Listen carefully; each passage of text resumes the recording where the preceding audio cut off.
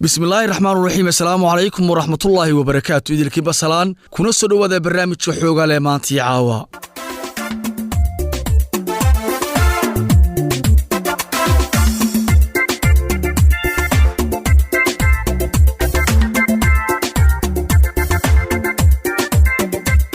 برنامج شحوغا waxaad ku maqli doontaan qoraalka siyaasaddu wuxuu ku talinayaa nidaamka qorshaha dheefta qeexan oo la yiraahdo divided benefit contribution lagu maalgeliyo nidaamka ku salaysan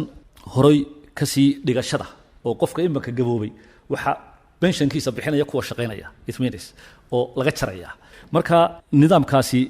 waxa weeye ama xulashada nidaamka dheefta qeexan waxa uu ogolaanayaa xisaabinta tooska ah ee dheefta xaqsiinta in la siiyo shakhsiyaadka ka weyn da'da hawlgabka waa waraysi dheer oo dhinacyo badan taabanaya oo aan la yeeshay gudoomiyaha shaqaalaha dawladda Soomaaliland mudane Farxaan Aadan Haybe barnaamijka xoogaal ayaad kaga bogan doontaan gabagabada barnaamijkeena xoogaalna waxa aad ku maqli doontaan jaddigiyo laboodba hawli kama dhamaatay qof waliba wixii dhibay dhafoorkay ku taala ana dhaawacaygi jacayl kaastaan wahagaag heestaasi gabagabada barnaamijka xoogaal ay ka bogan doontaane aynu soo qaadanno waraysigii gaarka ahaa ee gudoomiye Farxaan Aadan Haybe gudoomiyaha shaqaalaha dawladda Soomaaliland aan la yeeshay markaana maanta barnaamijka guud ahaanba aad ku dhageysan doontaan hay'adda shaqaalaha dawladda Soomaaliland sanadka 2020 ee si galbanaya waxay qabatay mashaariic kala duwan oo ku salaysan markaasi hagida iyo dib u habeynta iyo tababarada iyo dhammaan arrimaha hal maala ee hoos yimaada hay'adda shaqaalaha dawladda Soomaaliland haddaba su'aalo kooban oo la xiriira arrimahaasi ayaa gudoomiyaha shaqaalaha dawladda Soomaaliland aan qaar kamida wax ka weydiin doona ugu horeyn gudoomiye waxa aan ku weydiin doona waxa dhawaan aad qabateen oo aad maalmaha qabaneyseen shirkii hagista guddiga heer qaran ee mashruuca dawaabaynta shaqaalaha dawladda iyo guddiga farsamo ee mashruucaasi haddaba maxay kala yihiin guddiyadaasi aad baad mahadsan tahay waxaynu nahay dal Korea hayaan geedi fog ka soo qaaday isagu dhaqaalihiisa iyo nidaamkiisa iyo isagoo isku tashaday ka kabtay adduunyadu aanay aqoonsi siinin wali dhaqaalihiisa iyo wixiisa sidoo maamushay wali ku socdo oo aan oran karayna waa mucjiso sidoo uu maamulanaya marka dal wala kastaan wuxuu ku kobcaa dhaqaalihiisa horumar ku gaara oo adeeg hufan oo dadkiisu ku hela waxa weeye hadba sida cududiisa shaqaalaha ay awood u galiyaan marka xukuumaddu waxa ay samaysay waliba xukuumaddii hore madaxweyne Zeelandia ayaa aasaastay guddi heer wasiir ah oo ah heer qaran oo ah guddida hagista barnaamijka guud ee dib u habeynta shaqaalaha dawladda guddidaasi waxay jaangooyaan siyaasadka iyo go'aamada ay hay'adda shaqaalaha dawladdu qaadanayso marka 3 biloodkiiba mar bay leeyagaan waxay ansixiyaan barnaamijka ama mashruuca dib u habeynta shaqaalaha ee bangiga adduunka naga caawiyo qorshahiisa sanadlaha ana iyaga iyo miisaaniyada loo qoondayo sanad kasta iyaga ayaa approval code ayaa lagu shaqeeyaa guddida marka laga yimaado waxa jirta guddi farsamo oo wixii guddida hagista mashruucu ama barnaamijka ee sare ay soo approve gareysay soo ansixiso sidoo u fulayo guddi farsamo oo ka caawiso hay'adda shaqaalaha dawladda guddidaasi waxa weeye waa guddi iyo kuwa hore waa wasiiro waxa uu gudoomiyaa wasiirka shaqagelinta marwahinda waxa gudoomiye ku-xigeenka wasiirka qorsheynta waxa ku jira wasiirka maaliyadda waxa ku jira wasiirka gaashaandhigga waxa ku jira wasiirka caafimaadka wasiirka waxbarashada waa sida marka go'aan kasta approvalkooda marka la helayo la socodsiiya iyadoo loo eegayo sida inuu doono shaqaalaheenu inay u wanaagsanaadaan si ay adeeg wanaagsan u bixiyaan guddida farsamaduna waxa uu gudoomiyaa aniga oo gudoomiyaha hay'adda shaqaalaha waxa ku jira agaasimayaasha wasaaradaha loo qorsheeyay inay noqdaan wasaaradaha farsamada ee ku taxalluqa dib u habeynta shaqaalaha marka isagu waa bil leh oo bil kasta waxaanu islaagnaa maxay noo qabsoomay qorshaheeni maxaan qabsoomin caqabadeenna hor taagneed maxay tahay waana sida qurahe wax lagu horumarin karayo iyadoo qorshe iyo hagayaal iyo ku talagal hiraalihii uu jiro marka sidaasay kala yihiin waanu saasaan wada shaqaynaa dhammaantayo gacmaha isu haysanaa ilaa heer madaxweyne isagoo talada madaxweynaha la raacayana habkaasaa lagu shaqeeya waayahay in gudoomiye xeerkii shaqaalaha dowladda oo kaabis iyo wax kabedel lagu sameeyey ayaa golaha wasiirada ee Soomaaliland ay saxiiyeen dhawaan waxaa loo gudbiyey golaha baarlamaanka waxaana jira in hay'ado badan oo kale lagu soo daray xeerka shaqaalaha dowladda arrimahaasi ka war horta hay'aduhu waa hay'ado dowladeed xeerkuna maadaama shaqaalaha oo dhan la doonayo in shaqaaluhu xuquuqda ka sinaado waayo dhagta haddii xaggan laga taabto de macna sameeyay waxay u baahan tahay xaggan sokeyn laga taabto xaqiiqada nuxurku waxa weeye maadaama shaqaaluhu xuquuq isku mid la doonayo yeeshaan maadaama la doonayo siyaasaadka imika la wado hadday tahay mushahar bixinta iyo hadday tahay abaalmarinta gunooyinka iyo wax oo dhan laga sinaado iyo darajada iyo pensionkii howlgabkii iyo haddii la helo guryo ay dhaqaaluhu inoo samaxayn guryo jaban loo dhisi karo shaqaalaha iyo caafimaad jaban in loo helo iyo mushahar kordhin haddii loo helo waa in shaqaaluhu xuquuq isku mid ka yeesha maadaama hal xukuumad nahay iyo hal dowladeed ma nihiin dowlado kala duwan marka waxa weeye in la horumariyo gareeyo oo meel lagu wada shubo xuquuqdii shaqaalaha adduunkuna waa sidaa oo imika Ethiopia hadda eegto baarlamaanka shaqaalaha ka shaqeeya ama kuwa meel kale ka shaqeeya hay'adaha madaxa bannaan oo dhan waxa saameyn ku leh xeerka shaqaalahooda public service law si lamida adduunkuna waa caynka ayuunbaa waxa uu jaangoynayaa ma aha inuu awood ka qaadayo waa inuu xuquuqaadkii la ilaaliyo shaqada iyo xaqii shaqaalaha marka taasun buu koobayaa hay'adaha dheeraad lagu soo diray ma jirto waxa weeye hay'adaha dakhliga dawladda ka bixiya mushaharka ayuunbuu koobayaa in xuquuqdoodu loo raacayo xeerkan shaqaalaha waa sidaa waxaad dhowaan aad magacoodeen gudoomiye guddi farsamo oo ka howlgeli doonta sidii loo diiwaangelin lahaa shaqaalaha dowladaha hoose dhammaan gaar ahaanna shaqaalaha dowladda hoose Hargeysa idinkoo doonaya inaad diiwaangelisaan shaqaalaha dowladaha hoose ee dalka oo dhan arrintaasi maxay ku timi waxay ku timi dowladaha hoose xeer bay leeyihiin xeerka ismaamulka iyo gobolada xeerna 23 marka baarlamaanka ansixiyay shaacintiisa rasmiga ahaydna uu ku soo baxay xafiiska gariiqaanka guud marka waa xeer dhaqangala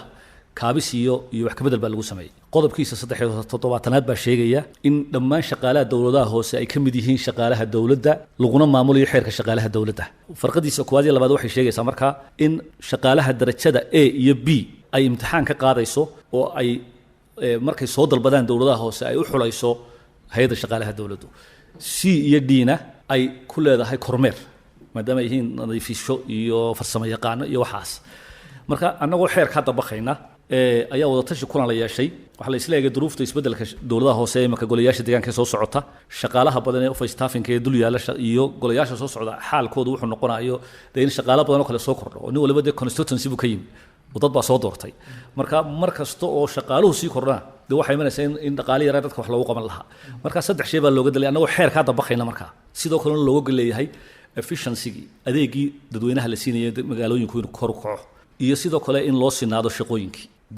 dowladaha hoose ee magaalooyinka oo sidoo kalena ay noqoto xuquuqaadkii shaqaalaha xeerka shaqaalaha ka dhalanayay hadday noqoto howlgab hadday noqoto wax kuwii hore ka soo sheekeynayay inay dhammaan heli karaan shaqaalaha dowladaha hoose waxaa jira dad waaweyn oo gaboobay oo dowladaha hoose jooga dowladaha hoose aanay u diyaarin wax howlgaba oo dalka abaal badan ku leh marka haddaanu xeerkan pensionkeenu samaynay iyo xeerka shaqaaluhu aanay xaqsiinahayn de waxay noqonayaan cidlo markay da noqdaane maxaan kulaba de qofka aan caruur badalin in la iska sii daayo taasina halis waxay ku tahay de noloshii dadka mas'uuliyaduna waxay ka saarantay xukuumadda inay ilaaliso daryeesho u saciido u fakirto dadweynaha waayo cashuurta dadka laga soo ururiyo ayaa xukuumadda ku shaqaysaa marka halkaas iyadoo waajibka la gudanayo xeerkaana qodobkiisa la fulinayo sharciga ee qaanuuniga ah ayaa waxay noqotay inaanu dabaqno marka waxaan isla qaadanay in Hargeysa laga bilaabo guddi farsamaan markaa imaka sameynay oo ka kooban dowladda hoose Hargeysa 2 xubnooda wasaaradda arrimaha gudaha xubina iyo 4 xubnood oo hay'adda shaqaalaha dowladda guddidu hay'adda shaqaalaha xaq u leh inay imtixaan ka qaado laakiin xog urur waa guddi farsamo xog ururinta sidee u jirtaa dawladda hoose qaab dhismeedkeeda siduu yahay shaqaaluhu ma leeyihiin shaqo qeexayaal shuruucda shaqaalaha lagu maamulaa sidee yihiin waxaanu ka caawin doonaa shuruucda inaanu waafajino xeerka shaqaalaha dawladdu dib u eegno waxaanu ka caawin doonaa tababarada waxaanu diiwaan gelin doonaa shaqaalaha waxaa imtixaan laga qaadi doonaa shaqaalaha A iyo B-da iyadoo A iyo B-da marka imtixaanka laga qaado laga soo xulanayo oo maayarku xaq u leeyahay inuu ka soo xusho agaasimo waaxyadii guddoomiyeyaasha degmooyinka si ay u noqdaan dad aqoon leh xulasho saxa lagu soo qaatay marka habkaasay ku timid waanay soconaysaa insha allah dalka oo dhanna magaalooyinka waa inaan inta awooddu noo saamaxdo aan horta imaka dhammaystirayna insha allahu tacaala waayahay guddoomiye hay-adahan lagu soo diray xeerka shaqaalaha dowladda somalilan maxaad ka tilmaami lahayd waa hay-adihii de horta xeerku waa imika waa biil waa draft waa nuqul waa qabyo qoraal markuu baarlamaanka tagaa unbuu xeer rasmiya soo baxaya noqonaya madaxweynuhuna uu si rasmiya u saxeexay goortida soo maro laakiin dhammaantood magacaabi maayo waxa weeye hay-ad kasta oo dowladeed ama wasaarad kasta oo dowladeed oo dakhliga dowladda mushahar ka bixisa shaqaalaheedu waxay ka mid noqonayaan oo lagu dabaqaya xeerka shaqaalaha dowladda waa sidaa marka ma odhanayo waa hebliyo hebla waayahay guddoomiye bal hadda waxaad ka warantaa nuxurka laga leeyahay dibuqaabeynta hay-adaha dowladda somalilan oo muddooyin ku dambeeyay hay-adda shaqaalaha dowladdu ay ku howlan lahayd dibuqaabeyntu waxa weeye si loo yareeyo khilaafka in la isku qabsado awoodda wasaarad kasta iyo hay-ad kasta oonay odhan wasaaradda biyuhu waxaanu wasaaradda beeraha ayaa waxay doonaysaa inay beerihii waraabiso anna biyi baan xukuma oona isku dhac imanin waxay u baahan tahay in la jaangoyo qaab dhismeedka structureka iyo mandate-ka marka xeer nidaamyihii hore annagoo raacayna ee kala xadaynta hay-adaha dowladda ayaa waxaa dib loo eegay qaab dhismeedyada wasaaraduhu iyo hay-aduhu ku shaqeeyaan 16 hore ayaanu dhammaynay 8 dambana markaanu dib u qiimeyn ku samaynayna hay-adu wasaarad kastana waxaanu samaynay inaanu waxa la yidhaha institutional culture assessment inaanu buug dhan ka qorro oo wasaaraddaasi waxay u taagantahay mandatekeedu wuxuu yahay hiraalkeedu wuxuu yahay shaqaaluhu waxay yihiin from PhD ilaa zero aqoontay haystaan maxaan ku dhahdaa qaab dhismeedkeeda iminku siduu yahay nooca u dhigmo inuu u cuntamayo shaqaday hayso inuu ka duwan yahay iyadoo shaqaalaha iyo mas-uuliyiinta ilaa wasiirka la wareysanayana in loo jaangooyo qaab dhismeed cusub dabeedna kaas ay ku shaqeeyaan waxbay ka bedeli karaan laakiin mar walba wada tashi ayuu ku xidhnaanaya laakiin waa habkaas weeye waana habka adduunka u shaqeeyo waxaana la doonayaa in la isku xidho in qaab dhismeed oo dhan ay noqdaan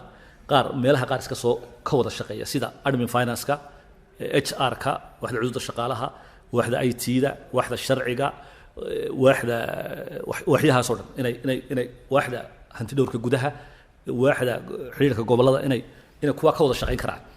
qaarna ay kala duwanaan karaan dabeecadoodu maadaama ay kala duwan tahay waayo wasaaradda tamartu lama mid aha wasaaradda beeraha wax kala duwan dabeecadoodii baa kala duwan sida dadku kala duwan yahay marka mid walba in loo jaangooyo qaab dhismeed u gaara iyada meelana ay iska soo galaan si xogta wadaag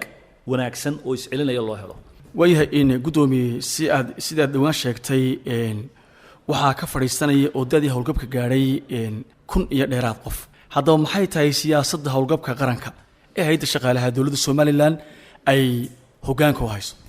iyadoo la raacayo siyaasadda xukuumadda oo garwadinka iyo madaxweynaha mudane muuse biixi cabdi oo la xijeclo badan ka leh dadka waayeelka ee gaboobay gudan kari waaye waajibaadkoosho caafimaad xanuun da iyo danaynta ay danaynayso inay shaqo abuur u samayso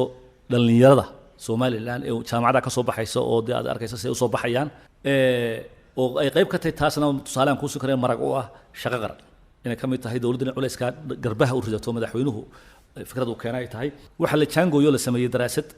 sidee howlgabka somalilan noqonaya inagoo ku dabaqayna heer caalami ah waxaa la sameeyey xeerkii oo qabyo qoraala aanu qoray iyo siyaasaddii qoraalka siyaasaddu wuxuu ku talinayaa in nidaamka qorshaha dheefta qeexan oo la yidhahdo divided benefit contribution lagu maalgeliyo nidaamka ku salaysan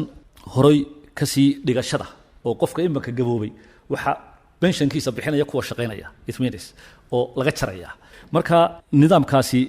waxa weeye ama xulashada nidaamka dheefta qeexan waxa uu ogolaanayaa xisaabinta tooska ah ee dheefta xaqsiinta in la siiyo shakhsiyaadka ka weyn da'da howlgabka oo siyaasaddii xeerku sheegayaan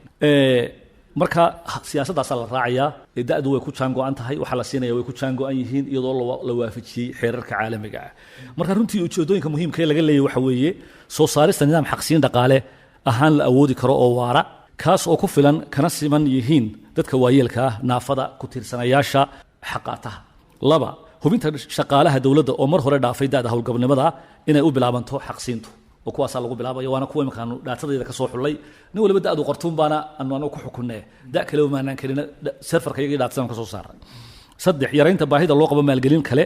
in lagu bixiyo kharshaadka xaqsiinta oo iyadana aan u meel dayno inaan nagu istabari karayno mustaqbalkana iyada lafteeda xaqsiintu dakhliga la soo ururiyo ay maalgashi samayn karayso 4 ka howlgelida sidii siyaasaddan u noqon lahayd ama siyaasadka lagu maamulayo howlgabnimadu tii looga sahay qaadan lahaa samaynta nidaam xaqsiin ganacsi gaar loo leeyay oo ay ka mid yihiin qodobada sharciga ah ee ganacsiga ah ee aan rasmiga ahayn oo macnaheedu yahay in xaqsiintu mustaqbalka noqon karayso hay'ad sideeda u madax bannaan markaynu ka shaqaysino oo taagan oo noqoto hay'adda howlgabka qaranka oo iyadu maalgashi ay samayn karto guryaha iibsato maxaan ku dhahdaa sheerar shirkadaha ku darsato oo dabeedna iyadu ay istabari karayso oo u abuuri karayso inay iyadu generate garayso oo soo saarto dakhligeeda oo lacagta laga jaro dadka markay ururto dakhli lagu soo saari karayo iminkana lagu sii bilaabi karayo inta u horeysa marka dawladda Soomaaliland waxay ballan qaaday oo xukuumaddu ay dhabarka u ridatay 7% mushaharka shaqaalaha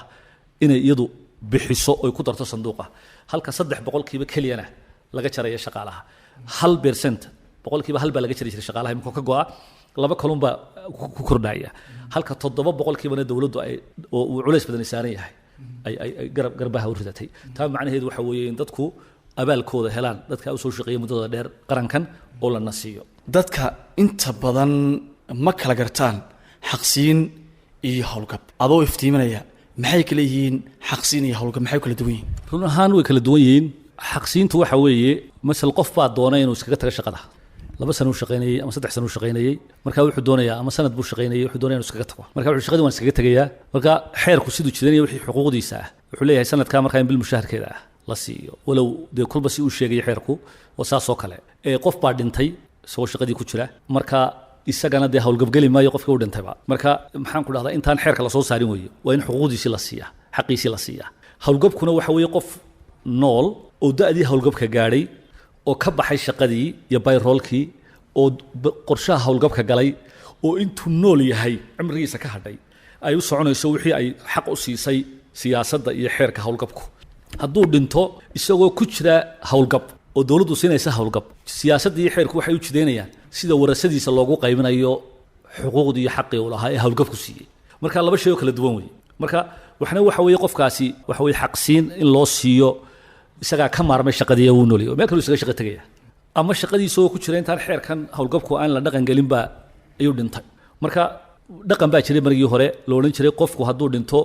waa in qof ehelkiisa ama qaraabadiisa ama walaalkii lagu bedelaa dee taasi waanu joojinay 2019 bishii 7 baa la joojiyey marka runtii guddi baa aanu u samaynay xeer sheegi maayo laakiin de waxaan u eegaynaa maadaama xukuumadda xil ka saaran yahay in loo tulo qofkan de soo shaqeeyey marka waxaanu samaynaa qiimeyn baa lagu sameeyaa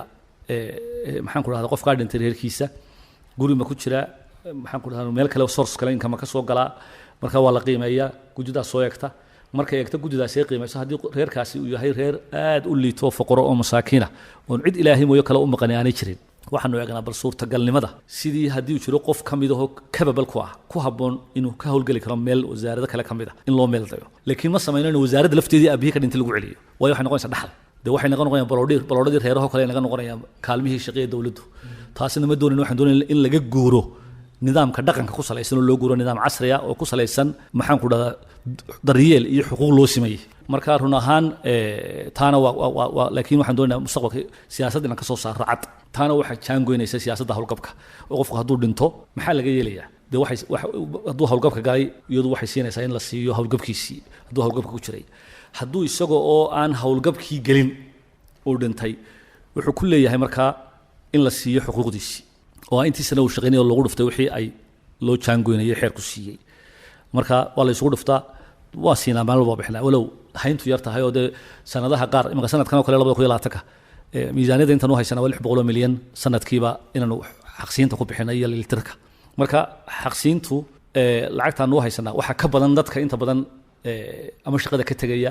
ama dhimanaya ee xuquuqdooda soo dalbanaya aanu u qorayno ayaa ka badan marka wixii nagu soo hara waxaan u gudbinaa sanadka ku xiga marka wasaaradda maaliyadda sanadkan waxaan ku codsanay inay noo kordhiso lacagtaas ma hubo inay miisaaniyadda wax ku daranayaan kale duruuf ayagana haysata xagga dhaqaalaha oo covid ku saameeyey laakiin nidaamku waa sidaas ay u kala duwan yihiin xaqsiinta iyo howlgabku da'da howlgabka gudoomiye maxaa uu noqonayaa da'da howlgabku waxa weeye siyaasadda sheegaysa iyo xeerka waxa weeye 65 waa ragga 55 waxa weeye dumarka marka qofkii gaadhay waxa uu gali doonaa da'da howlgabka waxaanay ku xirantahay hadba sida baarlamaanka iyo golaha wasiiradu ay xeerka iyo siyaasadda u ansixiyaan marka iyagu bay ku xirantahay marka anagu imika waanu turjunay Soomaali baa laga dhigay wiiga soo socdana waxaan u gudbin doonaa biidnillaahi tacaala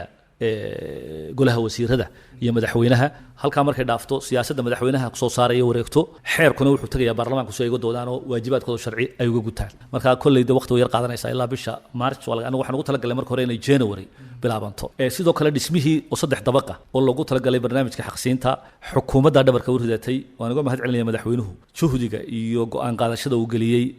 arrintaas qandaraaskiina hay'adda qandaraasyada naadisay qandaraas bay ku bixisay lacag ku dhidhow $300,000 baa lagu bixiyay oo 3 dabaq halkan baa laga dhisayaa hay'adda shaqaalaha gudaheeda qalabayntana barnaamijka dib u habeynta shaqaalaha ee World Bank-aanu ka bixinaynaa biidnillaahi tacaala shaqaalina waanu xayeysiinay qaar si public oo loogu tartamo si xalaala agaasimihii xisaabaadka IT-da waxaas oo dhan waanu xayeysiinay TMB-yada aanu xayeysiinay bay ku jiraan marka run ahaan dadaal baa la wadaa dadaalkaasina runtii wax badan oo qabiyaha dalkeena jira laakiin haynteena iyo awooddeena markaynu eegno waxaan isleeyahay aad baa loo dadaalaya waxaana ugu muhiimsan qaranku waxa weeye oo qarankani u aaya system iyo nidaam maxaan ku dhahdaa jira oo meelyaal ah oo bannaanyaal ah oo daahfuran oo isla xisaabtan loo iscelinaya inay hay'adaha xukuumadda ku wada shaqeeyaan oo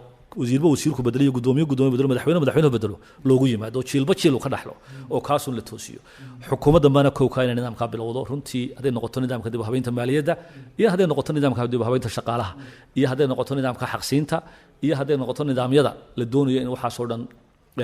nidaamka tamarta oo imika ogtayn commissionkii la sameeyay marka run ahaan waxaan isleeyahay waynu dadaalaynaa free zonkii baa la doonaya la sameeyo si aynu soo jeedino maalgashadayaal siyaasado badan baa maalba golaha wasiirada la mariyaa waxa weeye tareenku xadiid la'aan ma socdo marka bari hore xadiidkaynu samaynay dabadeedna kolba qasab baynu ku soconay laakiin maanta waxaan isleeyahay xadiid waxaan leeyahay tareenkan xadiid wanaagsan bay noo samaysano tareenkaynu waxaynu doonayaa sida casriga inuu socdo horumar aad u xoogan aynu samayn karayno walow COVID-19 ku saameyn nagu yeeshay oo dhaqaalihii dalka boqolkiiba aan odhan koreeyo 30 wuu ragaadiyey marka loo eego dakhligii soo galiyay dawladda oo lagu saleeyo miisaaniyadda qaranka كل وزارة ما يدعي حقوق الإنسان لكون قياسية تاسنا وحقوله إن ولي أينو مشاهر كي شقالها إيه شقوين كل قمرية بقى سيدو دي سود برية تاسنا وسين أو بخامني إنه معمولني إنه إلى دخل غير يعشر بحياش وكصور الريال وزارة المالية دوما ويقدمي أنا ودي بتهاجن إن هذا كاكا واحد كورن تسلريجا يجنوينك وسعرها إيه هيدا هذلك سيدي أيدو شوان قوين دونتان وهيد شقالها دولة الصوماليلان أي وجهه قلت دونتا in run ahaan waa meelaha halbowlaha ah laba shay baanu halbowlo aragnaa sanadkan oo aanu blanka iyo qorshahan hordhignay gudida hagista ee heer wasiir ee dib u habeynta shaqaalaha ku jiray mid waxa weeye in la sameeyo wax la yiraahdo bayan grading siyaasadda qoondaynta iyo qaabaynta darajada iyo mushaharka iyo gunnada waxa laga yaabaa wasaaradaha qaar inay ka gunno badan yihiin wasaaradaha kale waxa laga yaabaa qof mushahar qaatay in qof gunno la siiyo gunnadiisu ka badan tahay qofka mushaharka qaata marka siyaasaddaas wasaaradda maaliyadda aanu ka shaqeynayna international company consultant company baanu qaadanay oo xulanay oo tartan frank soo baxay siyaasaddaas la qorayaa siyaasaddaas jaangoyn doonta darajooyinku siday noqonayaan abaalmarintu siday noqonayso xaq waxa soo dhamis siday noqonayaan marka run ahaan waxa noogu jirta hadii duruufta covid-ku ay ilaahay naga kor qaado oo dhaqaalu kobco waa lagu khasban yahay in mushahar kordhin dib ay u eegto siyaasadda xukuumadda madaxweynuhu runtii arrintaa waa daneynaya laakiin waxa culaysa dee hadba duruufta COVID-ka shaqaalaha shaqo qaran shaqaalihii ku meel gaarka ahaa oo iyagana aanu suulinayno miisaaniyada loo qoondeeyay pensionkii oo dawladdii xukuumaddii culays ku saaro waxaas oo dhan aan u sacyinay dee waxaas oo dhan wuxuu ka go'ayaa dakhliga yar noo soo xarooda marka waxaan filayaa sanadkan inaan mushaar kordhin suurtagalayn bal sanadka dambe ee 22-ka haddii ilaahay nagu simo waxaan isleeyahay ama dee ay noqotoba 23-ka waxaan isleeyahay sanadaha waa laga fakari karayaa in mushaharka waana arrin muhiim aan u arko anigu housingka kamid guryeyntii baa kamid caafimaad jaban baa kamid waxa soo dhammi shaqaaluhu inay helaan oo noqdaan shaqaale bad qaba oo caafimaad qaba oo aqoontoodu qalabaysan tahay waa waxa dalkeena horumar gaarsiin karaya waa waxa dalkeena suurtagelin inuu la tartami karo wadamada ama qaramada higsanaya horumarka ama kor u soo kaca sameeyay marka run ahaan taasi waa mid oo bayan gradingka talabaad waxa weeye inaanu sameeyno hagaha sida loo maamulayo xaashida mushaar bixinta oo luqadda galaad lagu yiraahdo payroll management guidelines tiina imika waan wadnaa gacantaan ku haynaa waxaan iswaafajinaynaa nidaamka hab xisaabeedka wasaaradda maaliyadda ee payrollka iyo ka aanu doonayno annagu inaan kusoo saaro package-ka ama nidaamka aanu samaynayno ee casriga ee iswada ee human resource information systemka aynu dejinayno imaka marka runtii nin baa isna gacanta ku haya laba nin oo nin Somalilander yahay oo consultant ah inna yahay nin international ayaa ka wada shaqaynaya labadaasaa soo qaabeyn doona wasaaradda la fadhiistay xisaabaadka way la fadhiisteen auditka way la fadhiisanayaan annaga dabeedna waxay qaabeynayaan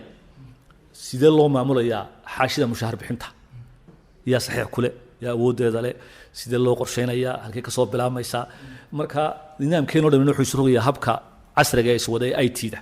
oo waxay noqonaysaa qofka wasaarad loo bedelayo iyo qofka mushahar loo kordhinayo iyo qofka loo soo dalbado darajo bedel iyo qofka anshax marin waxaba in system casri ah oo online ah aanu ka sii dayno agaasimayaasha iyo agaasimo waxay cudur shaqaalaha halka ka soo dalbadaan marka runtii waxaynu la jaan qaadaynaa baan isleeyahay oo aan isleeyahay wadamo badan Afrika waynu ka horeynaa waxa weeye tadawurka xooga aynu sameynayno hay'ad wasaaradda waxaan leeyahay dawlad ahaan ee aynu maxaan ku dhahdaa aynu bilownay marka sidoo kale waxyaalaha la yaab kale waxa kamid ah inuu ku guuleysanay in wasaaradii ugu horeeyay marka 220 ay 210 ay ku qaataan mushaharkooda nidaamka e-shilling ee banka mara oo nin walba lacagtiisu ugu soo dhacdo bisha mar 9 mobilkiisa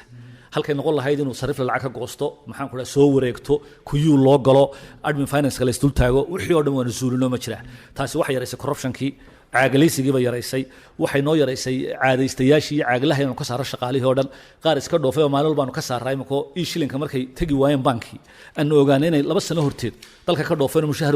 ama ehelkiisu qaadanaya ama isaga loo dirayay run ahaan wax weyn baynu qabanay wax weyn oo ka ballaarina wayna sugayaan inaynu dalkeena horumarino waxaanaynu ku gaaraynaa horumar waxa weeyaan in cududana shaqaalahana kor u qaadno dhaqaalaha yarayna soo galana u meel dayno sida ugu wanaagsan iyo ciddii ugu habboonayd ay gacantiisa gasho in waayahay gudoomiye tababarada iyo tayinta shaqaalaha dawladda ee sanadkan sii dhamaanaya 2020 halkee ayaad gaarsiisay dib baan u qaabaynaynaa maxadka shaqaalaha dawladda waxaanu heshiis la galaysan hore u sheegay maxadka ugu mudan Afrika ee Gimba oo ah Ghana Institute Management and Public Administration wuxuu wadayaa ilaa inuu curriculumkiisa manaahijtii maxadka inuu casri ka dhigo qaabayo hab online ana lagu bixin karo korosyada oo xitaa wasiirada iyo agaasimayaasha guud la siin karayo executive course master's degree 1 year oo executive ah la siin karayo in courses la siin karayo wasaaradda walba course iyaga u cuntama in English proficiency ga luqadda Ingiriisiga heer caalami laga gaarsiiyay shaqaalaha dawladda dhamaanteed 2 sano soconaya barnaamijkaasi waqti dheer weeye heshiiskii waan imika bilownay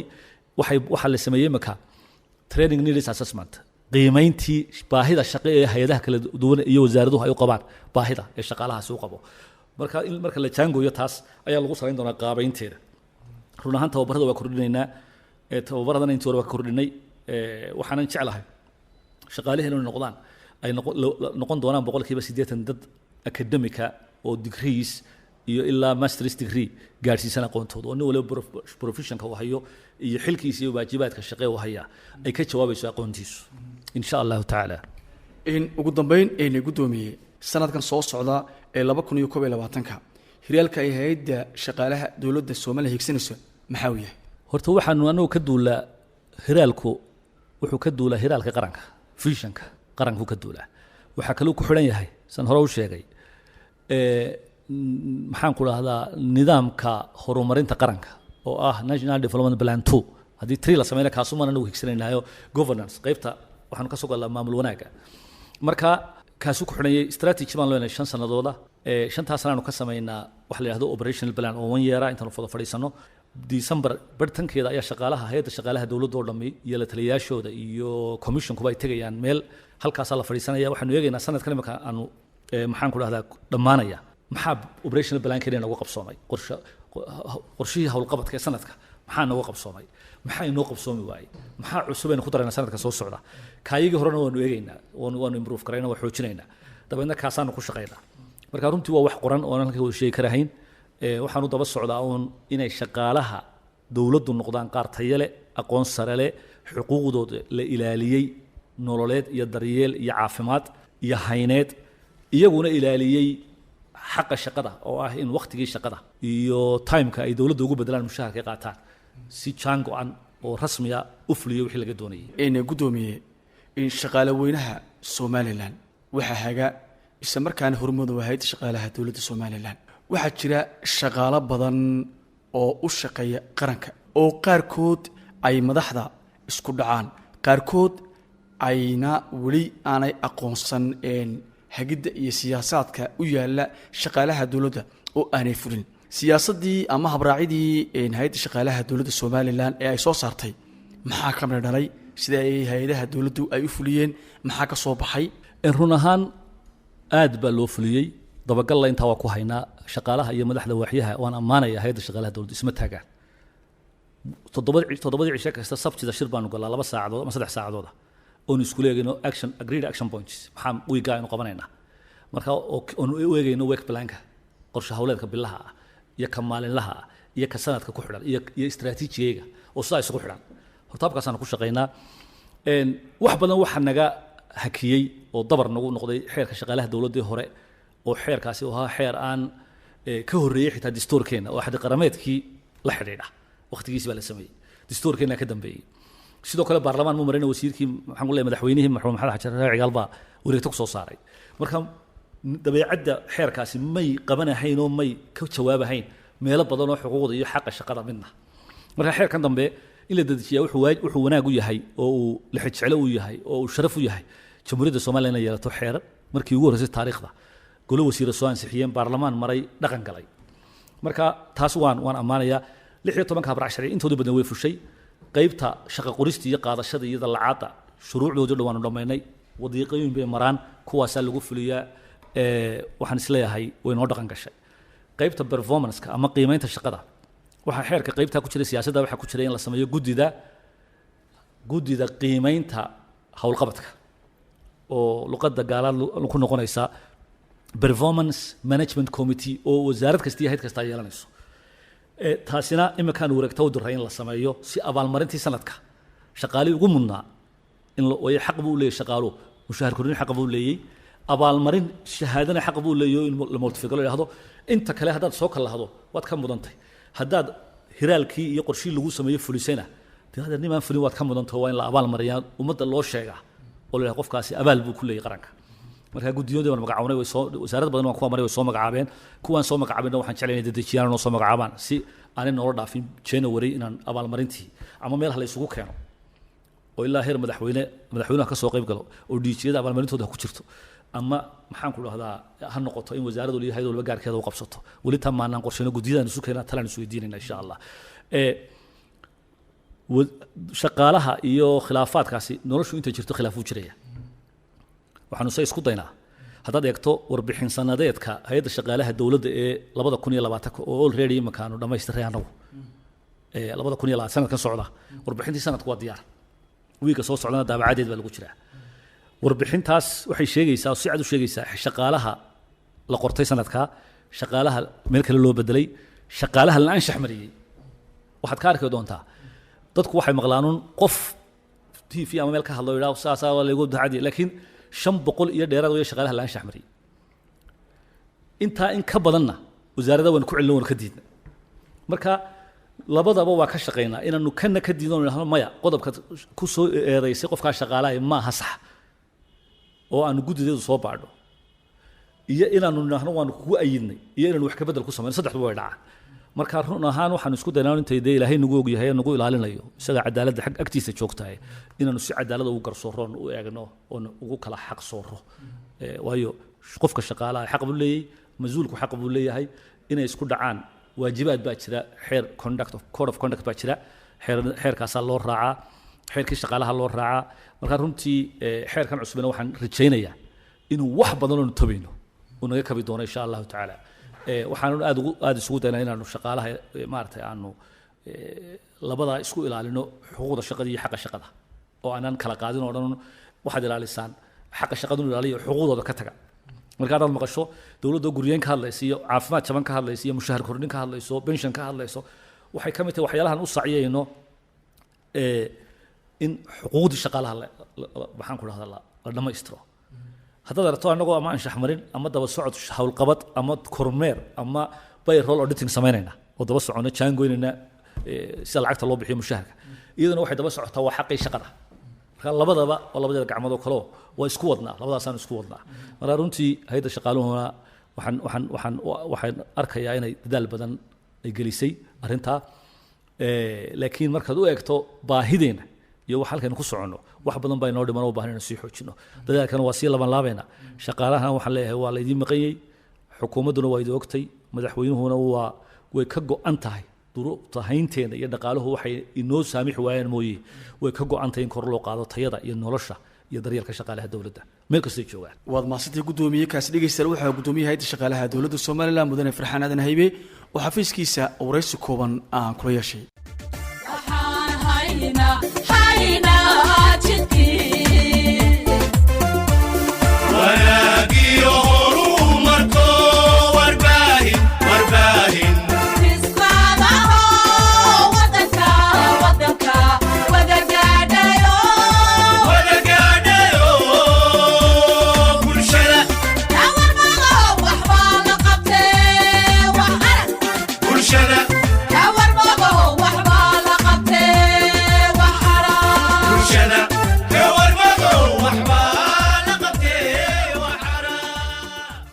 hagaag intaasi dhegeystayaal haddii aanu ka nimaadno waraysigaasi dhinacyo badan taabanayay ee la yeeshay gudoomiyaha hay'adda shaqaalaha dowladda Soomaaliland gabagabada barnaamijkeena xoogaal baynu soo gaarnay iyo heesta ka soo xulu jirnay qolka hadalka ee raadiyo Hargeysa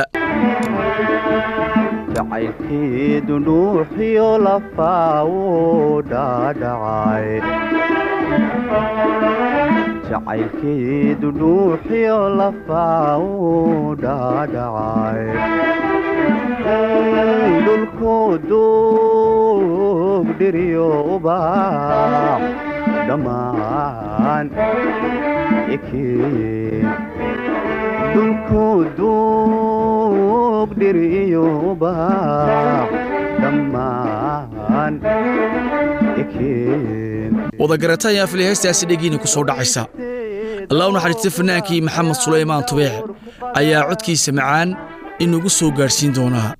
jacayl dhidabka aastay intaan kulmi doono hadduu Allah wada loo ogolaado barnaamij dhigiisa toddobaadka dambe waa farsamadii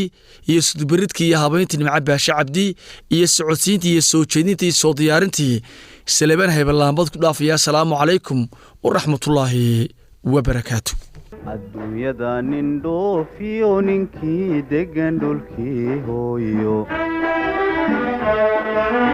adduunyada nin dhoofiyo ninkii degan dhulkii hooyo dhergiyo nin dhowr qaday andheefayn dhergiyo nin dhowr qaday andheefayn eddigiyo laboodba hawli kama dhammaatay qof waliba wixii dhibay dhafoorkay ku taala eddigiyo laboodba hawli kama dhammaatay qof waliba wixii dhibay dhafoorkay ku taala ana dhaawacaygi jacayl dhidibkaastaan la dhedheeliyay ana dhaawacaygi jacayl dhidibkaastaan la dhedheeliyay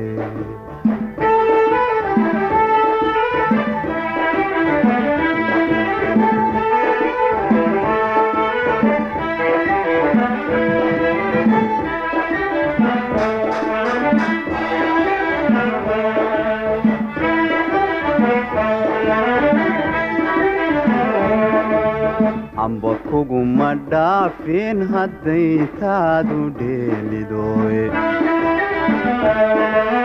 amba kuguma dhaafin hadday taadu dheelidoy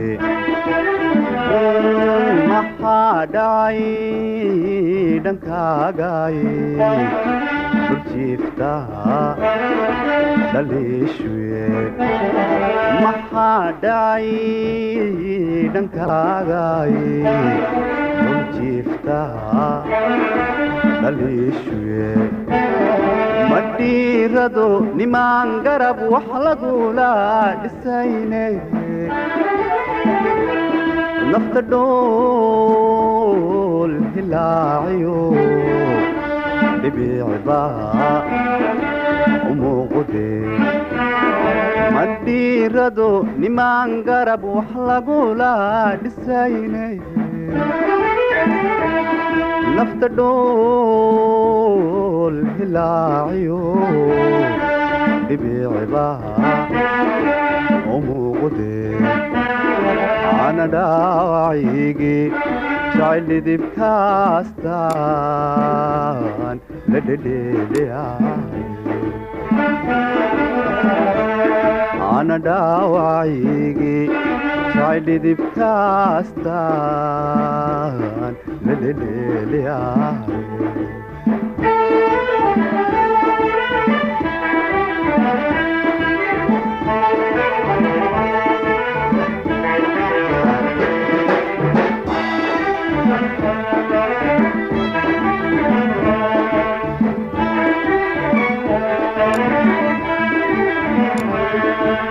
jacaylkeedu dhuuxiyo lafaa wuu dhaadhacay jacaylkeedu dhuuxiyo lafaa wuu dhaadhacay dhulkuu duug dhiriyo ubaax dhammaan ekeeyeen dhulkuu duug dhiriyo ubaax dhammaan ekeeyeen dhowriisteeda oo qudha ayaan dhawr ku qadaya weli dhabaan mid kula mida kama dhalan adduunkee dhowriisteeda oo qudha ayaan dhawr ku qadaya weli dhabaan mid kula mida kama dhalan adduunkee ana dhaawacigii jacayldhidibkaastaan la dhedheeliyay ana dhaawacigii jacayldhidibkaastaan la dhedheeliyay